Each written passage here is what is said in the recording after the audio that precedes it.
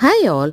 இன்றைக்கி நாம் பாசிப்பருப்பு வச்சு ஒரு குருமா எப்படி செய்கிறதுன்னு பார்க்க போகிறோம். அதுக்கு ஓவர் நைட்டு நம்ம ஒரு டம்ளர் பாசிப்பருப்பை ஊற வச்சு எடுத்துக்குவோம்.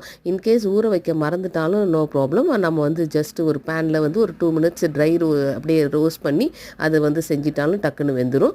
அதுக்கு இப்போ குக்கரில் நம்ம கடுகு, உளுத்தம் பருப்பு, பெருஞ்சீரகம் போட்டு தாளிச்சிட்டு அப்புறம் பூண்டு ஒரு 5 பல்லு தட்டி அதில் ஆட் பண்ணிவிட்டு ஒரு 2 வெங்காயம் சேர்த்துக்கிட்டு அது கூடவே ஒரு 3 தக்காளி நல்லா வதங்கினதுக்கப்புறம் நம்ம வீட்டில் அரைச்ச மிளகாத்தூள் ஒரு 1.5 ஸ்பூன் சேர்த்துக்கலாம். இன்கேஸ் அந்த மிளகாத்தூள் இல்லைனாலும் ஒரு ஸ்பூன் வெறும் மிளகாத்தூள், ஒரு 1.5 ஸ்பூன் கொத்தமல்லி தூள் சேர்த்து கூட இதை செய்யலாம்.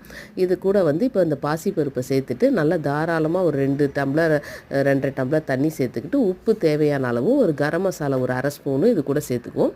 இப்போ இது ப்ரெஷர் குக் ஆகட்டும். ஒரு 5 விசிலுக்கு வச்சுடுவோம். அதுக்குள்ளார நாம் இந்த தேங்காய் அரைச்சி எடுத்துக்குவோம். தேங்காயில் 1/4 மூடி தேங்காய், ஒரு 5 முந்திரி பருப்பு, ஒரு 1/2 ஸ்பூன் கசகசா, இது எல்லாத்தையும் நல்லா அரைச்சி எடுத்து வச்சுக்குவோம். இப்போ நம்ம ப்ரெஷர் போனதுக்கப்புறம் அதில் நம்ம அரைச்சி எடுத்துருக்கோம்ல தேங்காய், அதை அதில் சேர்த்துட்டு நமக்கு தேவையான அளவுக்கு தண்ணி சேர்த்து சாப்பிட்டு பார்த்தோன்னு வைங்களேன், அருமையான பாசிப்பருப்பு குருமா ரெடி.